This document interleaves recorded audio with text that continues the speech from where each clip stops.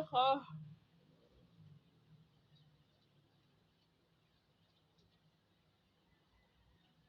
Ah.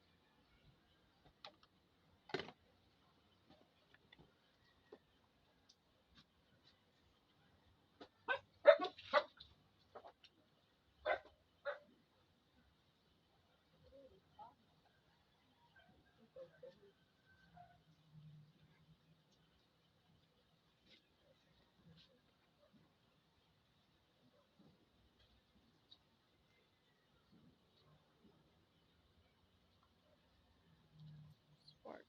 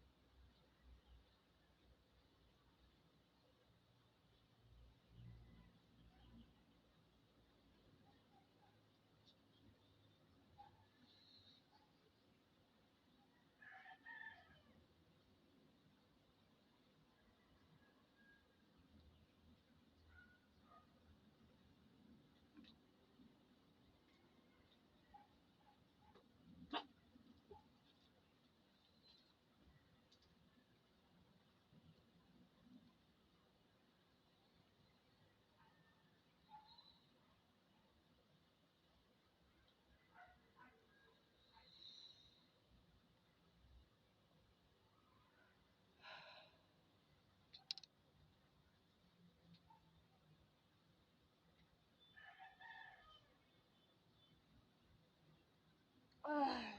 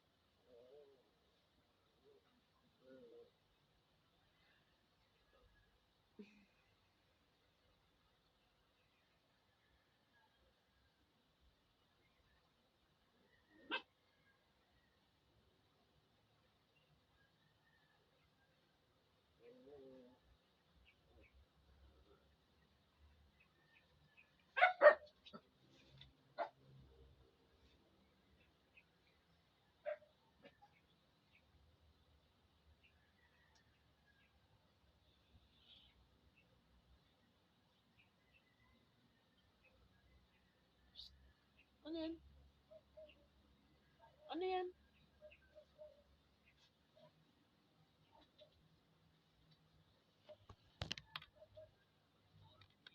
K-E-E-L, that is the spelling.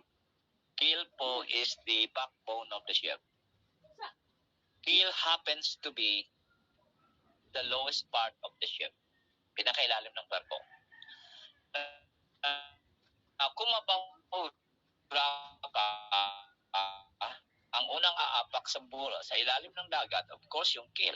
That's why it is an accidental touching of the vessel keel to the bottom of the sea. So, siyempre, mababaw yung tubig, of course. Now, kung may grounding ka po, sumadsad po yung keel mo, tapos po yung pasukin din po ng tubig yun. So, that is, grounding itself is damage to the property.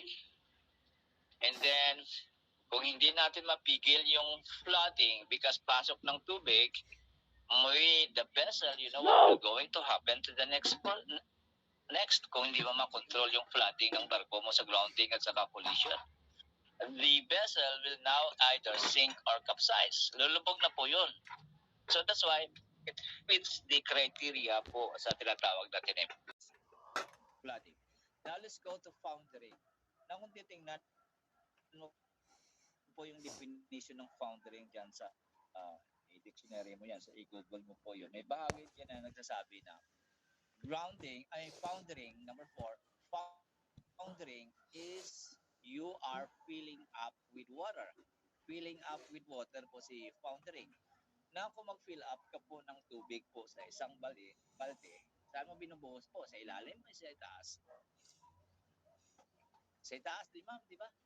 So that's why, pag sinabi mong foundering, you are filling up with water. Ang basic difference po ng flooding when it comes to collision and grounding is, pag sinabi mong flooding, yung tubig, pinapasok ka. Pero dito po dumadaan sa ilalim ng barko mo. Sa butas doon po. That is flooding.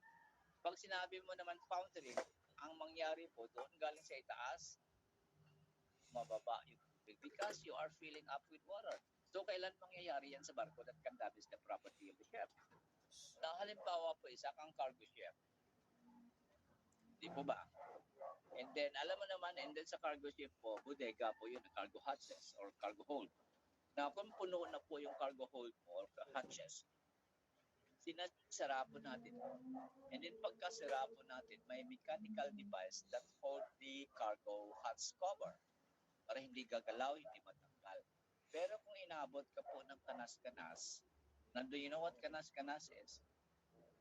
Yung terminology sa barko na gamit namin. Pag sinabi namin kanas-kanas, inabot ka ng ano, sir? Peter, anong abutin natin nun?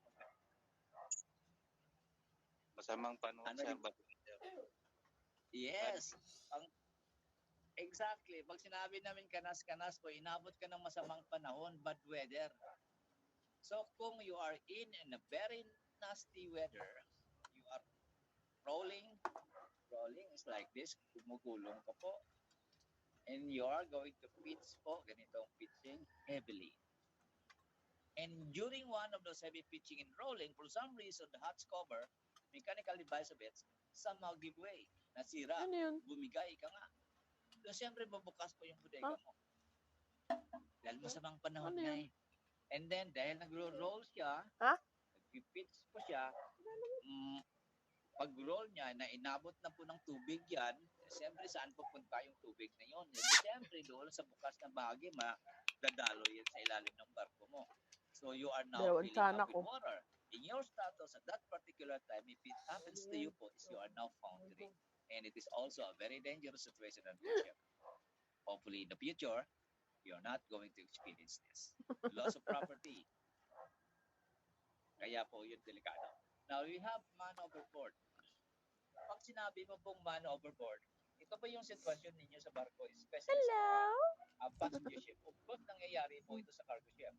Pero, ang mangyayari po kasi because sa kadaming pasahero ng passenger ship, maraming kaso po sa passenger ship yung man overboard because I was able to read in cruising magazines na ang sabi ng writer po doon sa dalawang linggo po yung cruising ng passenger ship. Sa 2 linggo lang paglalayag nila po. Do you know that according to that writer, nagkaroon po ng 3 kaso ng man overboard. And 2 doon po sa 3, it is because ng 3 kaso ng death pala, hindi man overboard. Sa loob po ng 2 linggo ng kanilang cruising, may namamatayan po sa barko ng 3 katao. That is in passenger ship. Kanin yung ma'am sir, magtatrabaho sa passenger ship. And then, according to that writer, 2 out of the 2 of death that happens in 2 weeks, it is because of natural death. Pero isa sa 3 doon, Tigilan niyo na si ang Lucy. kaso, man overboard. Casey, That is why it is called emergency because Stop na. if you have a case that somebody fell out into stop. the sea or even somebody Corgi, jumped tigil. into the sea or sea. And if, for example, we cannot respond to that right away and effectively, that guy will going to die. So loss of life. Di po ba? Kaya nga po emergency. And then, by the way pala po, pagdating natin ng PST, Personal Survival Technique natin po, we are going to explain to you what is your responsibility or what will be your instruction, guys, if you are the one who has observed guy fell out into the sea. Sasabihin namin sa inyo, explain namin po kung anong response mo doon pag may nakita, ikaw po nakakita man na may nahulog na tao sa tubig po. That will be in PST, that not here. Now, and then we go to ingress of water. Pinapasok ka ng tubig. So, kailan ba mangyayari yun? Foundering is pasok ng tubig. Grounding is pasok ng tubig. Collision flooding, pinapasok ng tubig. Ang ingress of water, maaari po na because of the metal fatigue of your ship and because of the very bad weather, nag-crack ang part ng costado mo. Costado means hull, tagiliran. Siyempre, papasukin talaga ng tubig yun. So, pag-crack pa lang, damage to the property natin. Ano? May ingress ka ng tubig ka, maaari damage to the equipment of the ship. So, ano din? Emergency din po siya. And then, heavy weather. Pag inabot kayo po ng kanas-kanas, we consider it also emergency. Response natin pag masama ang panahon sa dagat. Nandoon po kayo sa dagat. Of course, one of the basic response natin dyan is hindi kayo po allowed to work outside of the ship, especially if you are a cargo ship. Ang trabaho sa loob lang, nakasira yung watertight door because pumapasok yung tubig. Pagban, ninasara po yun because the rolling and pitching of the ship. Kasi po pag heavy weather, maaari din po madamage yung mga machineries mo sa deck part of the ship. Maski mga 1 instinct pa yun po yung mga steel welded sa barko po. Halimbawa, windlass. Pag sinabi naming windlass po, ito po yung mechanical structure at saka mechanical parts of the ship, saka makina na ginagamit natin po sa paghuhulog at saka pag-hip up ng anchor. And do you know, yung steel doon po na nagsusupport dyan, mga 1-inch stick po yun. Kapal niyan. Pero pag inabot ng masamang panahon yan, do you know that babaluktot po yun sa lakas ng hampas ng alon dyan. Kaya po, it's also very dangerous for us to work outside of the ship if you have this heavy weather. Kaya kina-consider natin sila po na bad weather because the possibility of someone dying or losing his life, the possibility of injuries, damage to properties, all there. Okay, and lastly, oil spill. Sa oil spill naman po, may 2 dahilan kung bakit nag-oil spill po tayo sa tubig, ng langis sa tubig. Medyo, yung unang dahilan, although it's not common, but it is still oil spill. Accidental causes, na aksidente. Nagpahura yung barko mo, okay nabangka yung barko mo, that is accidental. Tapos nabutas yung tangke mo, then magkaka-oil spill ka. And pangalawang reason why we have oil spill sa dagat, do you know that it is because the way we operate the ship? Lipat ka ng langis mo sa ibang barko o nagkarga ka ng bunker oil mo, paano pagbukas mo ng manifold doon, bumulwak yung langis. That's why yung 2 dahilan po kung bakit nag-oil spill yung barko sa dagat is because of accidental causes and because of the way we operate our ship, operational process. So oil spill, damage to the property. It will going to equate into the damage of your marine environment. Kaya po yan po yung mga dahilan kung bakit may oil spill ka po. So guys, ito na po yung inyong various emergency which may occur at board ship. And I would like to read that again po. Tandaan po, you have fire, you have collision, you have grounding, you have foundering, you have man overboard, ingress of water, heavy weather, oil spill, at saka etc. Now, kung may emergency po kayo, what do you expect to hear next? Pag may emergency, may sound, may alarma. That is the way we do on board ship. Kung meron kayong emergency po, makakarinig ka po ng alarma. Kaya yung sunod na pag-usapan natin, ang pag-usapan natin po, alarm system available on board ship in their location. Saan nakalagay po itong mga alarma to? Saan natin to? Saan dito po yung activation points natin pag may emergency po tayo? Ang unang-una po, pag-usapan natin po yung ship's general alarm. Now, somebody remember ano po yung tunog ng ship's general alarm? Ano po yung tunog ng ship's general alarm? 7 short plus and 1 long. Okay, so sama po si Juan. Tama po si Sir. Ano pangalan ni Sir? Pangalan ni Sir. Di pa ako familiar kasi sa inyo eh. 7 short plus and 1 long. Jerickson. Si Jerickson po. So, tama po si Sir Jerick. Yung tunog po ng ship's general alarm is 7 short blast or 1 and 1 long blast. Either it is in the form of a bell, form of ringer, or it is a horn. Basta 7 short blast po siya and then followed by 1 long blast. That is now what we call ship's general alarm. So saan ninyo i-activate? Saan natin pwede i-activate po ito? Saan natin pwede ipatunugin po ito? Ang ship's general alarm po, inandoon natin ma-activate po yun sa may bridge, doon sa taas po. Doon po nagtatrabaho sila ni duty officer, No. ni kapitan. So doon po yun sa taas, navigating bridge actually. So doon lang pwede yun po i-activate. Now, that is in ship's general alarm. And then, another alarm that you may have on board ship kung may emergency ka po is fire alarm. Yung ano naman po yung tunog ng fire alarm? You remember po kung anong tunog ng fire alarm?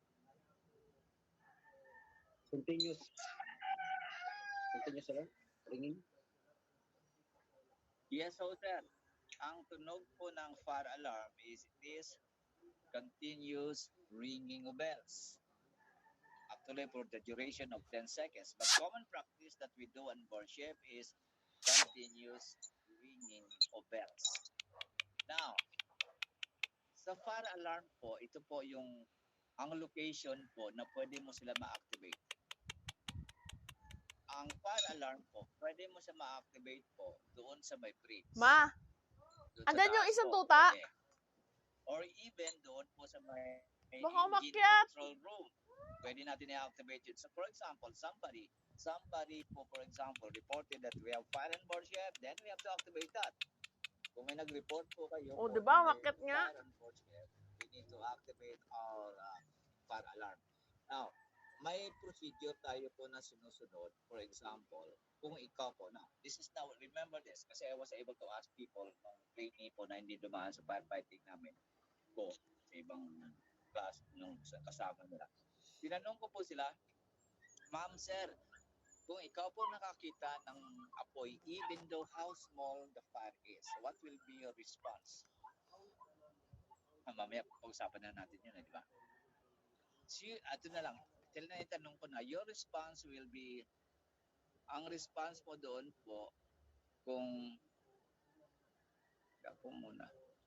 kung ikaw po naka-observe ng apoy muna, yung response mo po is you need to what? Activate manually operated fire alarms. Even though how small the fire seems to be. So sa fire alarm po, may dalawang dalawang pamamaraan tayo. Actually, tatlo eh. Pamamaraan, how can this be activated? Unang-una po, let's talk about, sabi ko na, Stop. fire alarm can be activated in the bridge, can be activated Stop. sa engine control room. Stop. Mayroon naman tayo sa barko po na tinatawag natin na manually activated fire alarms.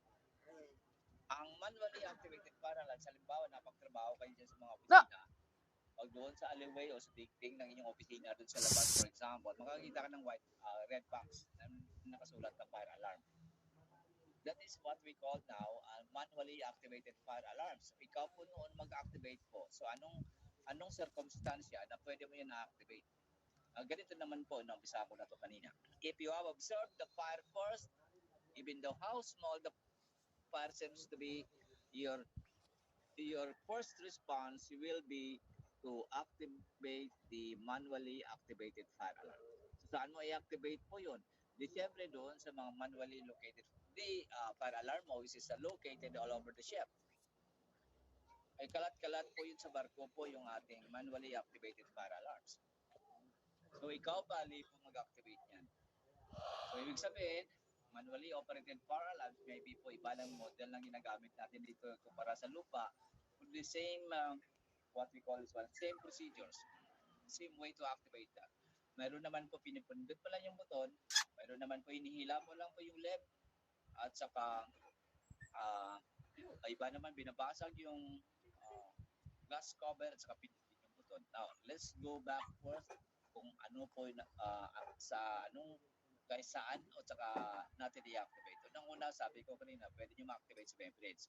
Pwede nyo ma-activate dyan sa engine control room. But we also have what we call manually operated fire alarms, which is your responsibility po to activate that if you have detected the fire first, even how small the fire seems to be. So, saan mo makikita yan sa barko? According to what we have there, it is located all over the ship or all throughout the ship. Na habang naglalakad ka dyan sa alleyway mo, tingin-tingin sa kaliwat kanan mo. Kasi po may makikita ka dyan na pula, na parang box, na may nakasulat fire alarm. So yun po yung pipindutin mo doon po. Na kung gusto mo talaga po na makita exactly where are the location, you have to check out your fire control plan. And by the way, talking about fire control plan, we are going to talk about this sa may firefighting.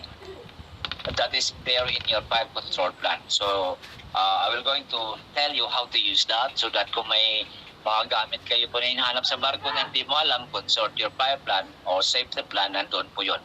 Okay, now, so remember sa bridge, manually operated fire alarms.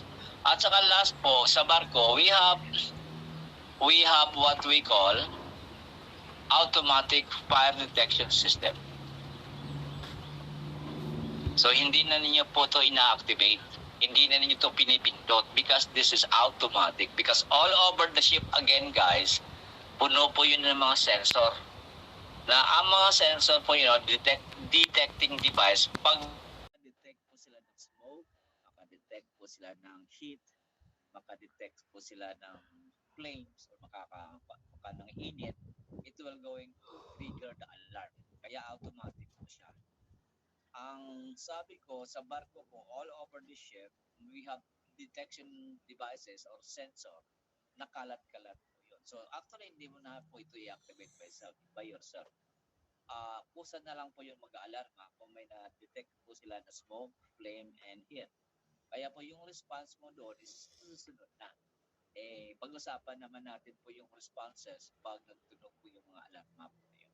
So let's do a recap so far kung ano po yung alarma sa barko. You have the general ship's alarm. This is the most important alarm, by the way, that you have to remember and be familiar with. Because pag sinabi mo po na ship's general alarm, may emergency ka na. You need to respond to that. Ito po kasi mga emergency alarm po. And then, fire alarm that is continuous. Bells, may emergency ka rin. Then you talk about fire alarm, we have tatlo. Sa bridge, pwede ma-activate. Engine control room, pwede. And of course, automatic fire detection system.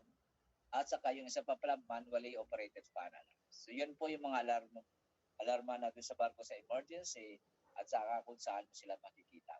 And of course, you have the ship's whistle. Ang ship's whistle po, ginagamit natin yan para patunogin po yung general alarm, karamihan. So saan mo to ma-activate? Saan po yung call points nitong ship's whistle? Ayan doon sa bridge. Nandun po yung sa bridge. Kaya po yung nagpatunog niya, halimbawa, yung mga official, kung may report na po na emergency. Okay ba? So far, do you have any question about the alarm system ninyo po? At saka kung saan sila makikita sa barko? Okay na po tayo dyan? Walang tanong? Okay pa kayo dyan? Hindi pa kayo nahantok dyan? Okay pa po? Para malaman ko kaya na hindi kayo nantok, pakipindot lang po yung kaway-kaway ng kamay sa screen. Para malaman ko lang, okay, hindi pa inaantok kasi nagpindot. Right, thank you guys. Right, okay, ituloy natin po. Ituloy natin po. Kasi ang pwede na pag-usapan natin is drill and master. Now, when you say about drill, you know that yung drill mo po, drill natin sa barko is part of your life. Kasi when you sign your contract po, kasama na po si drill at saka si mastering na to. Master kasi po is listahan. At sa pa po, when you talk about drills po is your preparation of what to do in case you have emergency. Yan po yung ginagawa natin sa barko para ihanda natin po yung ating mga crew members, including you or me, na para in an event ho that we have emergency, alam natin po kung anong gagawin. Alam natin po yung response natin. That's why this is now yung contingency plan. Isa sa mga inyong contingency plan. Drill and master. Now, let's start with this. General structure of master list. Now, first, before I'm going to proceed, ano po ang master list? Kasi po, para makapag-relate kayo pag mag-ngaw pa ako further dito about master list. Pag sinabi mong master list, of course, it is a listahan.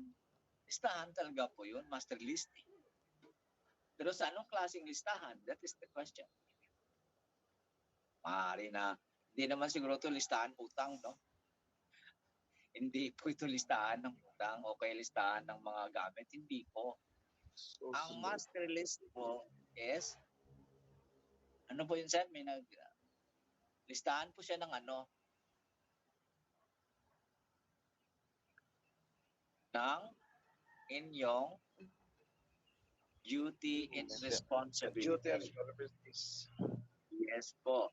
Ang master list po is listahan ito po ng inyong duty and responsibility that an event of emergency, yan na po yung gagawin mo. So, ang sabi dito po is like this.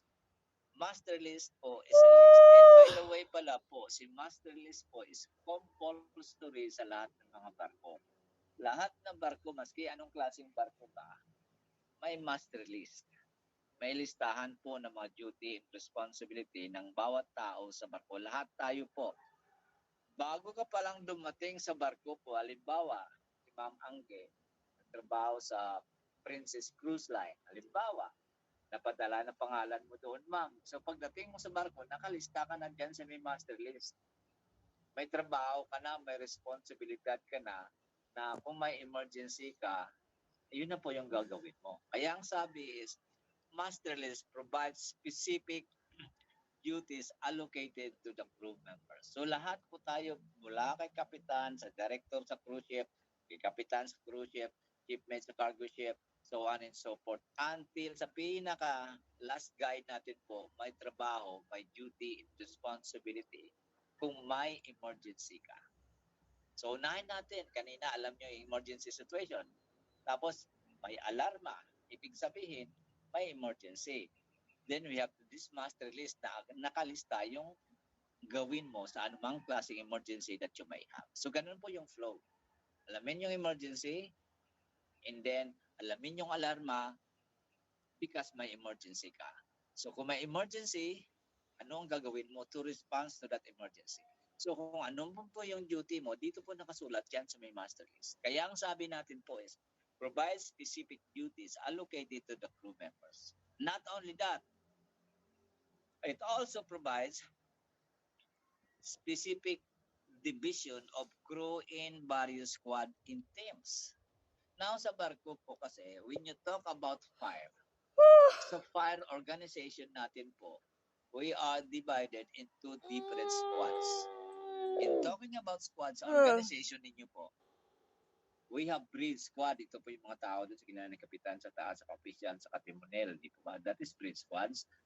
And sa fire, we have squad 1 and 2. Between this 1 and 2 po, this is the very important squad ng fire natin sa barko because this squad 1 and 2 is responsible to extinguish fire and also responsible to stop the spread of fire. Dalawang team po yun. Depende lang po kung saan banda yung apoy. We'll talk more about that, of course, when we are in fire prevention and firefighting. Now, specified division of the crew in various squads and themes, and also provides the location of master station. Now, you have the master list. Alam na natin po kung ano si master list. Kasi po dito nakalista yung inyong duty and responsibility, right? Pero ano naman po yung master station? Master list, ito po, master station. Ano naman po itong master station?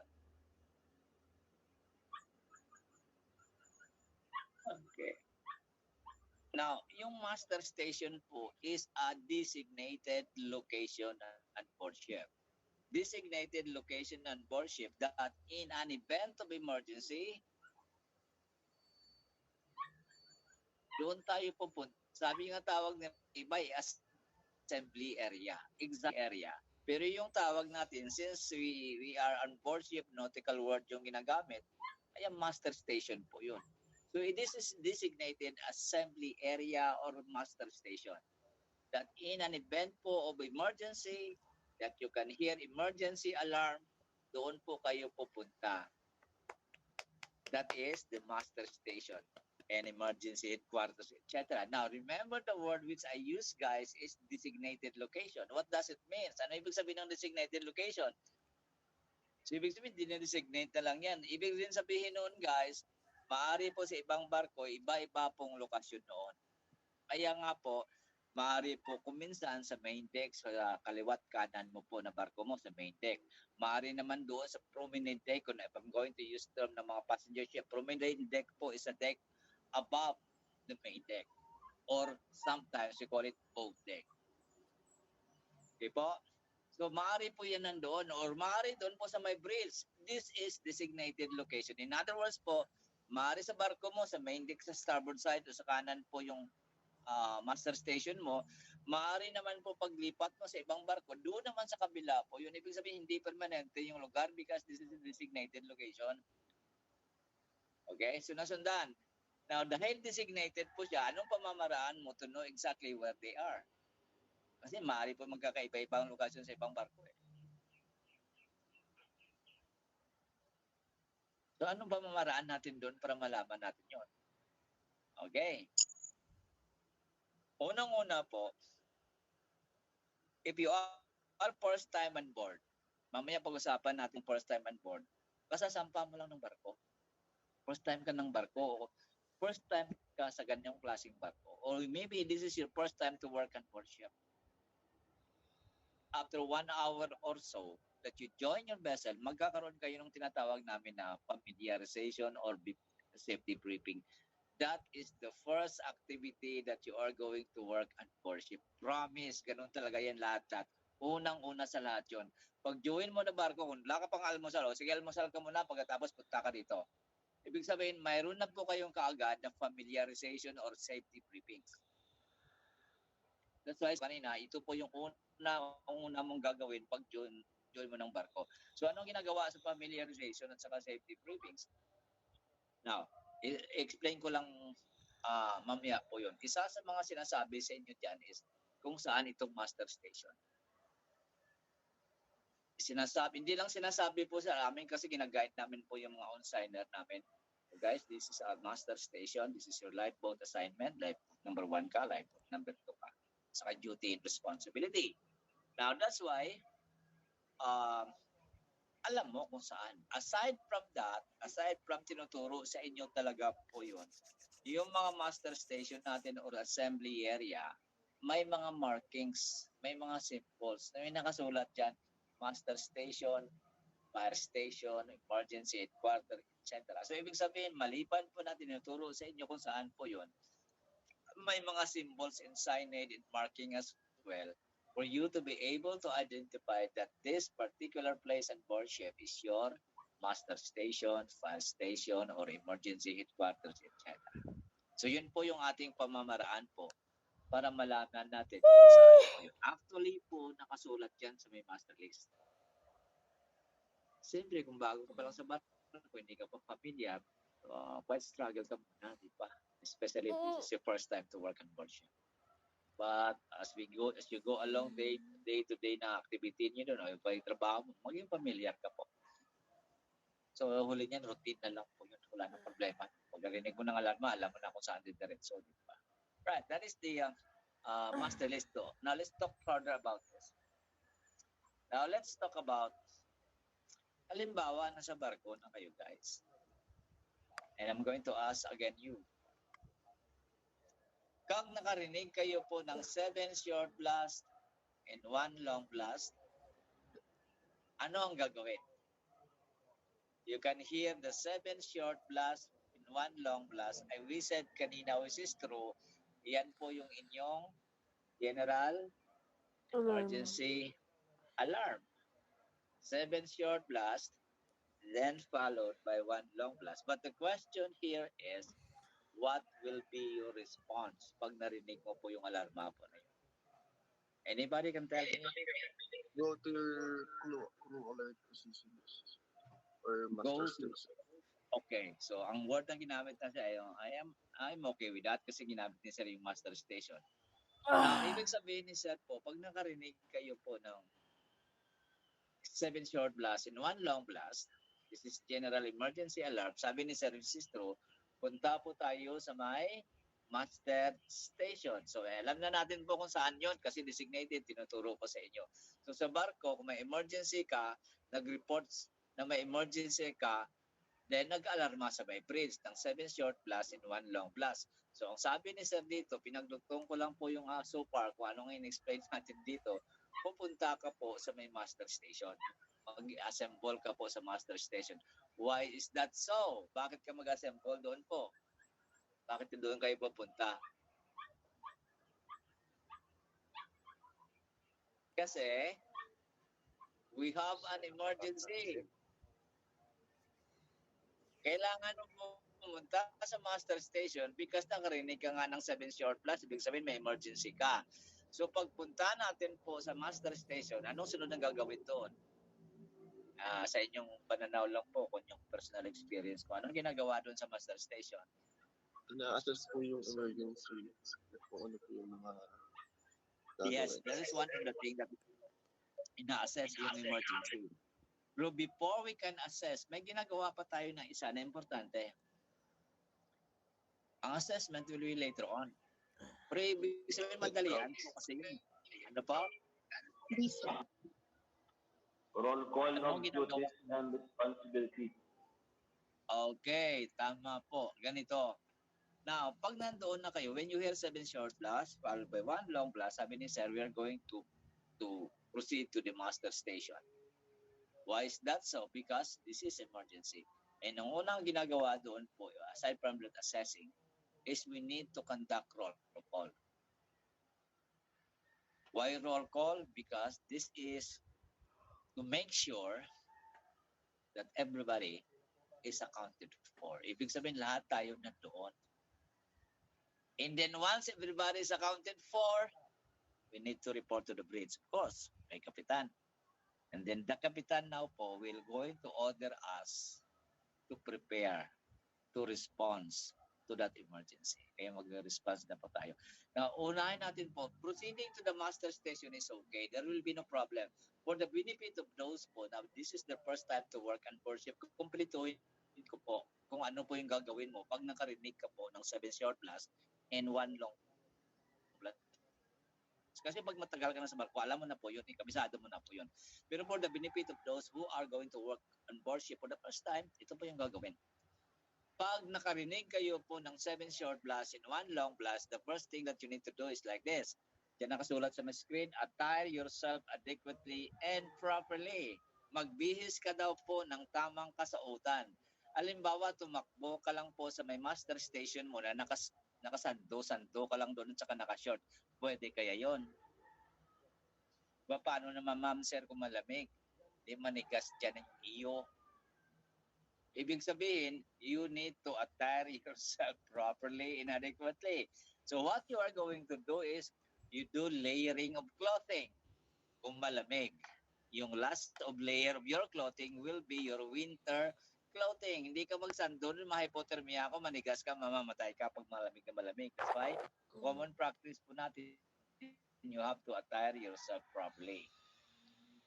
And then once you attire yourself properly po, you have to wear your PPE. Hindi pa nila alam, sir, yung mga bago namin dito na kung ano po yung PPE. PPE means personal protective equipment. Halimbawa ng personal protective equipment ninyo po, hard hat. So that's why adequately and properly. So wear your PPE. Mamayang hapon po, explain natin sa inyo kung ano po yung mga PPE, anong circumstansya sa barko na pwede mo silang isuot, anong sila, attire yourself. Bakit ka agad?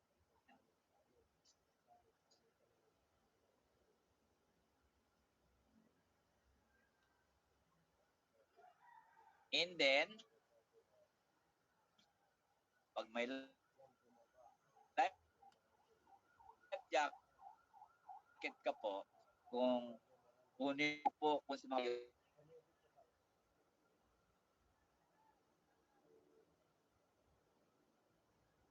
station.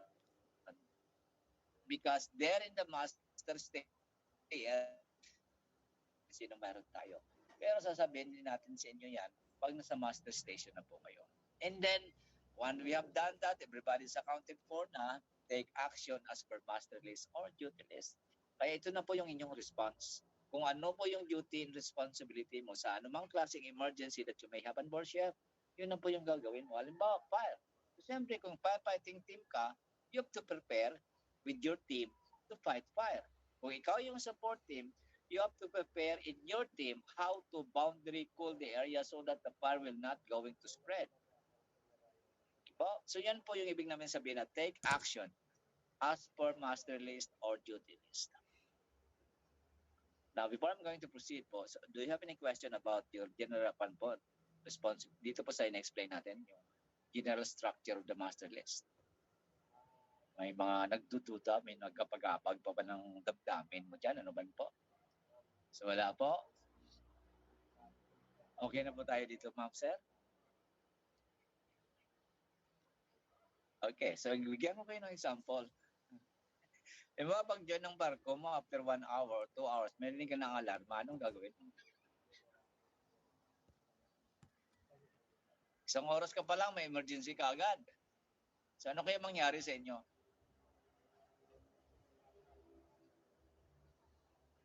Anong gagawin mo? Siyempre magkagulo eh. Isang oras ka pa lang sa barko, hindi mo pa alam talaga kung gagawin. Siyempre hindi mo pa alam. That's why this is the reason why we have to explain you this. Pag nakarinig ng alarma, attire yourself, PPE, life jacket, immersion. So, saka pumunta ka na lang po sa master station. Magtanong ko na lang doon sa iba, saan ba master station ninyo? Saan ba na master station ng ganito?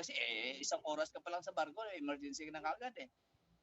That's why we said kanina po na doon po sa inyo sa first time on board. Kaya nga po na the first thing that you are going to talk about pag nasa barko ka na is familiarization. Safety briefing kagad yun.